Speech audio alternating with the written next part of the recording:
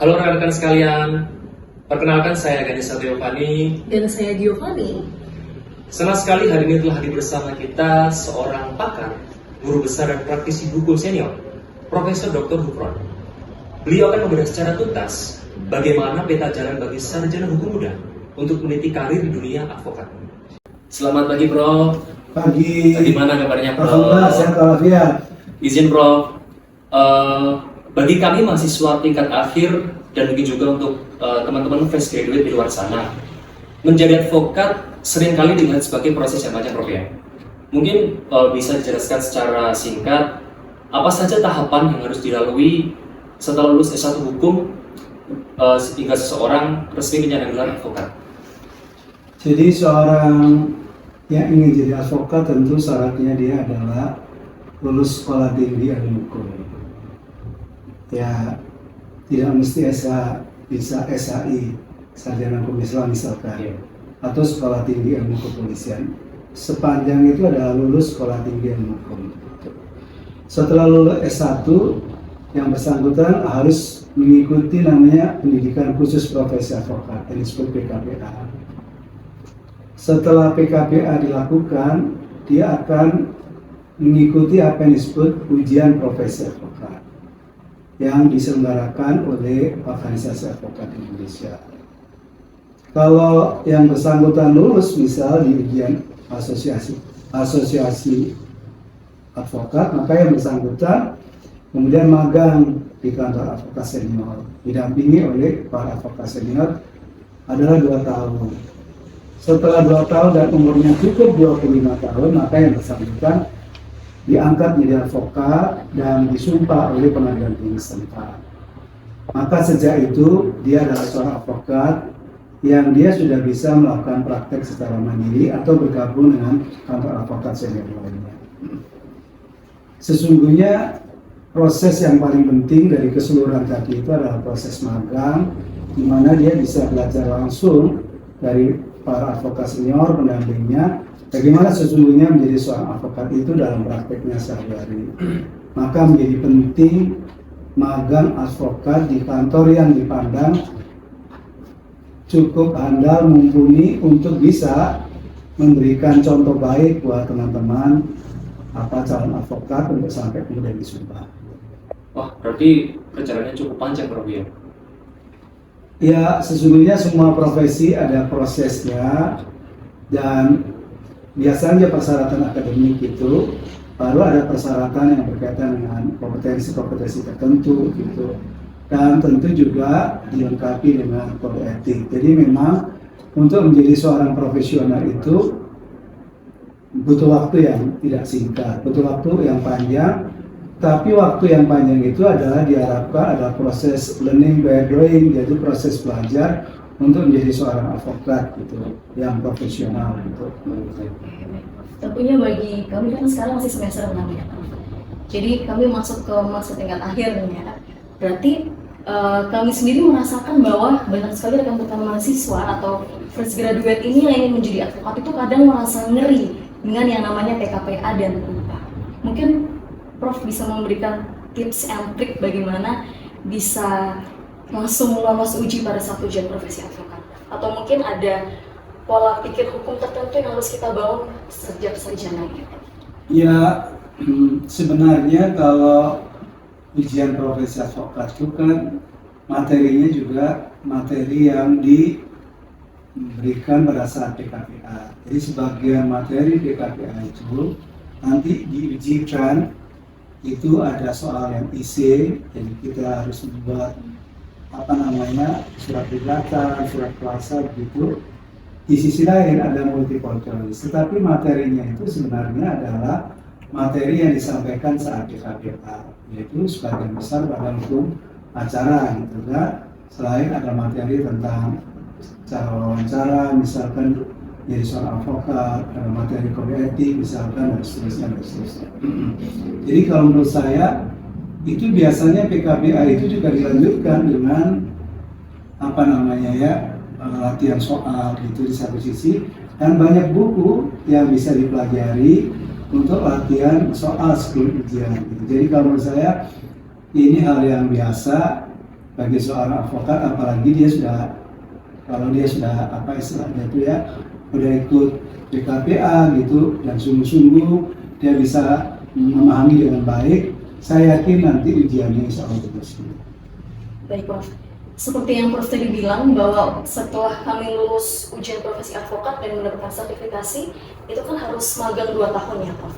Nah, magang 2 tahun ini apakah harus di tempat kantor hukum yang sama atau mungkin boleh 1 tahun di kantor hukum A atau setahunnya lagi di kantor hukum B seperti itu?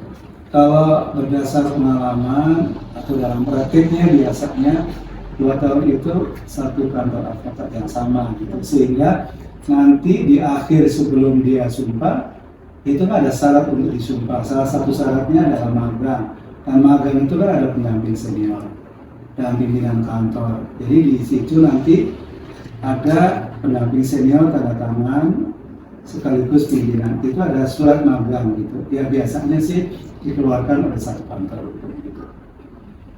Dan itu cukup panjang sekali ya prosesnya.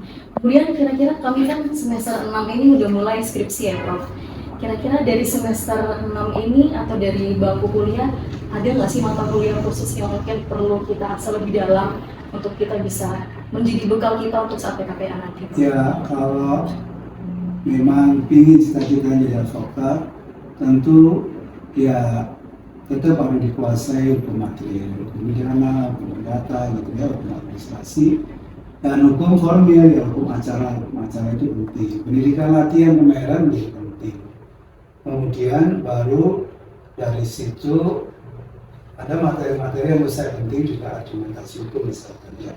Nawaran hukum itu penting, termasuk adalah ya problem solving, bagaimana kalau ada case cara menyelesaikan masalah seperti apa, itu menjadi penting, menjadi modal ketika dia nanti akan menjadi advokat yang diketahui tadi dia terbiasa ikut di senior, ada calon klien yang punya konsultasi, mereka sudah harus bisa mengikuti seperti itu, termasuk bagaimana menjawab pertanyaan klien dan menyampaikan opsi-opsi kira-kira solusi apa yang ditawarkan ke klien.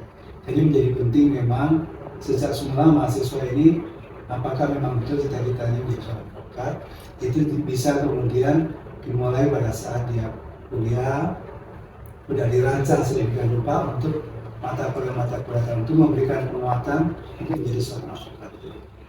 Oke Prof, menjadi advokat itu kan bukan hanya soal tahu pasal Prof ya, tapi juga soal integritas dan networking. Selain pemahaman akademik, mungkin soft skill apa yang harus dipersiapkan sejak dini agar tidak kaget saat terjun ke dunia praktik yang penuh tekanan? Ya betul bahwa mahasiswa tidak hanya pinter akademik gitu, tetapi memang dia harus memiliki sejumlah soft skill penting. Misalkan soal menurut saya bagaimana membaca cepat. Jadi pekerjaan seorang advokat itu adalah membaca dokumen, tapi membaca dokumen dengan cepat dan bisa menangkap isi maksud dari dokumen itu, kemudian menyimpulkan, mengidentifikasi masalah, kemudian mencari solusi dari aspek hukum. Pekerjaan membaca cepat ini itu menjadi satu bagian yang penting. Yang kedua adalah menurut saya yang harus dilatih itu soal apa yang disebut sebagai argumentasi hukum. Jadi harus latihan, ada satu kasus, kemudian bagaimana penerapan hukumnya, bagaimana kesimpulannya, bagaimana solusi, itu harus sering dilatih gitu.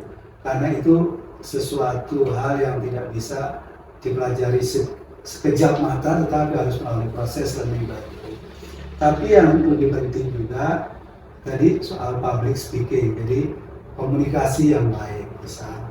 Terus kita juga sebagai seorang advokat kan salah satunya bahwa kita harus bisa komunikasi dengan semua level, gitu kan. Dan kita juga harus memiliki pengetahuan yang cukup luas sehingga ketika ketemu klien kita ini nyambung gitu, bicara apa saja secara umum nyambung.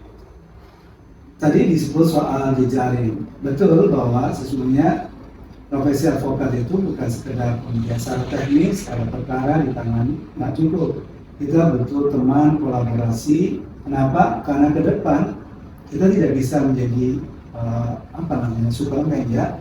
Tentu ada spesifikasi, ada seseorang memiliki keahlian di bidang tertentu, misalkan kepemilikan, soal pajak, tapi dia lemah di titik misalkan hukum tenaga kerja, hukum korporasi bisa. Jadi harus ada kebiasaan kerjasama kolaborasi dalam satu tim. Itu adalah bagian dari sesuatu yang itu nggak bisa bim-salam-bim, itu adalah proses belajar. Kerjasama kolaborasi. Ya tentu sejak di kampus banyak teman itu menurut saya penting ya. Kenapa? Karena pada saatnya kita mesti butuh teman gitu. Ya oleh karena itu di situ sejak semula biasa bekerja dengan tim, terus kolaborasi. Nah, nanti ketika kita jadi advokat tentu menjadi penting jaringan itu. Karena siapa lagi kalau tidak teman kita yang kita ajak kolaborasi gitu. Saya tadi penting juga soal integritas ya karena memang salah satu apa hubungan antara advokat dengan klien itu dibangun atas dasar namanya fiduciary relationship, hubungan kepercayaan. Maka ini soal integritas. Jadi yang dijaga oleh seorang advokat itu adalah kepercayaan. Kepercayaan dengan klien, kepercayaan menjaga dokumen-dokumen yang dibahas. Baik, mungkin ini pertanyaan terakhir Prof. Di tengah persaingan profesi hukum yang semakin kompetitif dan tantangan teknologi, apa satu pesan yang paling krusial bagi kami calon penegak hukum agar tidak sekedar menjadi advokat, tapi menjadi advokat yang handal dan tetap memegang teguh pada etik? Ya, saya sih menyebutnya adalah seorang advokat yang profesional. Advokat profesional itu di satu sisi dia memiliki kompetensi sesuai dengan bidang, saya menyebut sebagai bidang keahliannya di satu sisi, tapi dia tetap berpegang teguh pada tentu undang-undang advokat dan kode etik. Tetapi menurut saya menjadi seorang advokat itu juga butuh waktu yang panjang.